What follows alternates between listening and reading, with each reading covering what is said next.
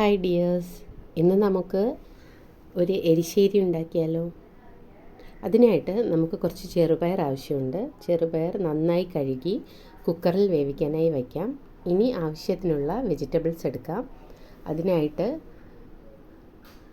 കായ, ഏത്തക്കായ, മത്തങ്ങ 2 പീസ്, പിന്നെ ഒരു ചേനയുടെ കഷ്ണം, പിന്നെ ഒരു മധുരക്കിഴങ്ങുണ്ടായിരുന്നു, അപ്പോൾ ഞാൻ അതും കൂടി എടുത്തിട്ടുണ്ട്. ഇനി ഇത്രയുമാണ് നമ്മൾ യൂസ് ചെയ്യുന്നത്. ഇവയെല്ലാം സ്ക്വയർ പീസസ് ആയിട്ട് കട്ട് ചെയ്ത് വെള്ളത്തിലിട്ട് നന്നായി കഴുകണം. ചേനയെ നമുക്ക് സെപ്പറേറ്റ് ആയിട്ടാണ് ക്ലീനാക്കി എടുക്കേണ്ടത്.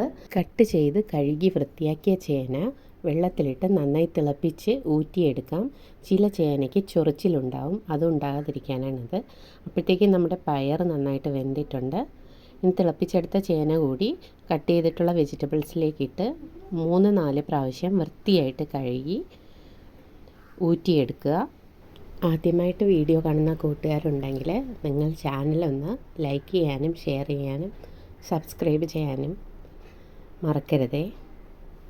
ഇനി കഴുകിയെടുത്ത വെജിറ്റബിൾസ് വേവിച്ച പയറിലേക്ക് ചേർത്ത് ആവശ്യത്തിന് വെള്ളവും ഒഴിച്ച് ഉപ്പുമിട്ട് വേകാനായി വയ്ക്കാം. ഇനി ഇതിനാവശ്യമുള്ള അരപ്പ് തയ്യാറാക്കാം.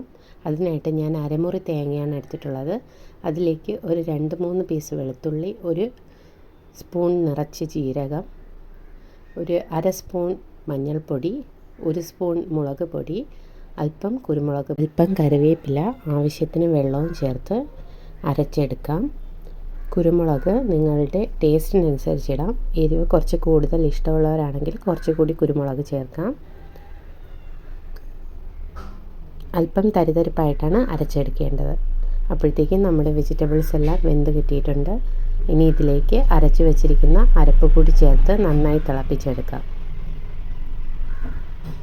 കറിക്ക് കട്ടി കൂടുതലാണെങ്കിൽ അല്പം വെള്ളവും കൂടി ചേർക്കാവുന്നതാണ്. വൻപയർ ഉപയോഗിച്ചും ഈ കറി ഉണ്ടാക്കാവുന്നതാണ്. വേവിച്ച കടല കൂടി ചിലർ ഇതിലേക്ക് ചേർക്കാറുണ്ട്. ഊണിനൊപ്പവും കഞ്ഞിക്കൊപ്പവും നന്നായി ചേർന്ന് പോകുന്ന ഒരു നാടൻ കറിയാണ് ഇത്. കറിക്ക് ഈ ഒരു തിക്നെസ് മതി. ഇത് തണുത്ത് കഴിയുമ്പോൾ കുറച്ചുകൂടി കട്ടിയായി മാറും. ഇപ്പോൾ കറി തിളച്ച് വന്നിട്ടുണ്ട്. ഇനി നമുക്ക് കടുക് വറുക്കാം. കടുക് വറുക്കാനായി വെളിച്ചെണ്ണയാണ് ഉപയോഗിക്കുന്നത്. വെളിച്ചെണ്ണ ചൂടായി വരുമ്പോൾ വറ്റൽ മുളകിട്ട് ചൂടാക്കാം.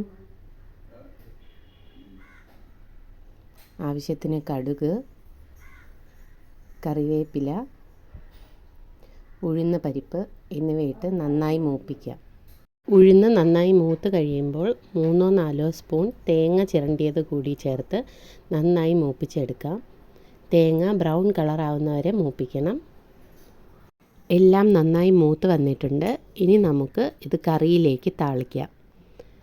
ഇനി കറി നന്നായി യോജിപ്പിച്ച് ചൂടോടുകൂടി തന്നെ സെർവ് ചെയ്യാം.